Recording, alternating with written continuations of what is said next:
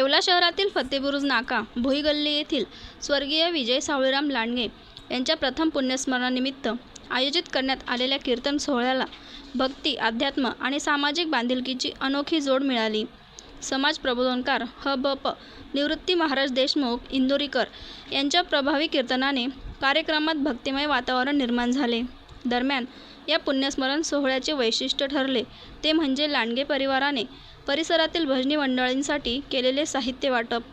आपल्या परिसरात भजन, कीर्तन आणि धार्मिक कार्यक्रमांच्या माध्यमातून आध्यात्मिक व सांस्कृतिक परंपरा जपणाऱ्या भजनी मंडळींना यावेळी टाळांचे वाटप करण्यात आले.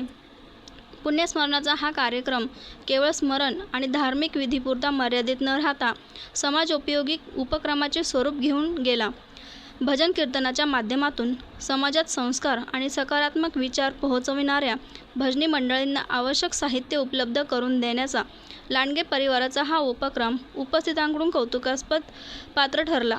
स्वर्गीय विजय सावळीराम लांडगे यांच्या आठवणी कायम स्मरणात राहाव्यात आणि त्यांच्या पुण्यस्मरणानिमित्त समाजासाठी काहीतरी विधायक योगदान देता यावे या भावनेतून लांडगे परिवाराने हा उपक्रम राबविल्याचे यावेळी दिसून आले. माझं नाव सागर विजय लांडगे. आज माझ्या वडिलांचं प्रथम वर्ष श्राद्ध होतं.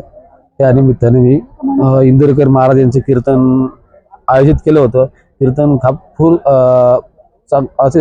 अतिशय सुंदर झालं आणि माझे वडील भजनकरी असल्यामुळं मी आमच्या वडिलांच्या भजनी मंडळाला स्मरणार्थ ते ढोल, झांजऱ्या, खंजिरे वाटप केले आणि ते आमचे वडील ते पंचकोशी भजनाला जायचे, हरिपाठाला जायचे. म्हणजे नाटेगाव आहे, बदापूर आहे, खालचे विठ्ठलाचे कुटुंब गाव आहे, देवीचे कुटुंब गाव आहे, जळगाव नेऊर आहे, जळगाव आहे, पुरंगाव आहे. या ठिकाणी माझे जायचे वडील भजनाला, हरिपाठाला. आम्ही त्या ठिकाणी त्यांना सर्व त्या लोकांना टाळाचे वाटप केले आहे.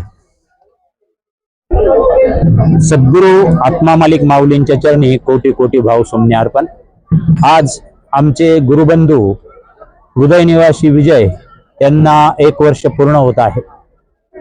त्यांनी जे समाजासाठी केलं आणि विशेष म्हणजे आध्यात्मिक दृष्ट्या जे संस्कारित त्यांचे भाऊ वगैरे यांना सर्वांना मार्गदर्शन केलं त्याची आठवण सतत सर्व कुटुंबाला राहील. आणि आजच्या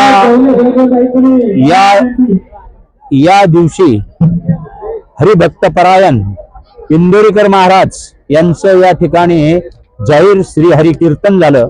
त्यांनी देखील सांगितलं की आई वडिलांची सेवा करा आणि बाकीचं त्यांचं जे मार्गदर्शन होतं एक समाजसेवक म्हणून जसं महात्मा फुलेंनी आसूड वापरला तसा त्यांनी अत्यंत योग्य असे प्रबोधन गेल्या 30 वर्षापासून ते करत आहे आणि ते जे बोलत आले ते सर्व खरं झालेलं आहे. आज मुली हुंडा द्यायला लागलेल्या आहेत. 5-5 लाख रुपये देऊनही मुली मिळत नाहीत. विशेष म्हणजे ही परिस्थिती बदलायचं कारण म्हणजे संस्कार आहेत आणि हे संस्कार सर्वांवर लाभावेत.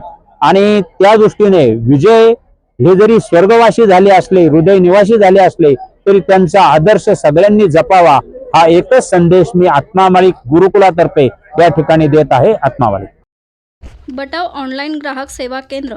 अर्जंट पासपोर्ट फोटो काढून मिळेल. ठिकाण अमरधाम रोड, विक्रांती हॉटेल समोर, येवला. बटाव photo studio.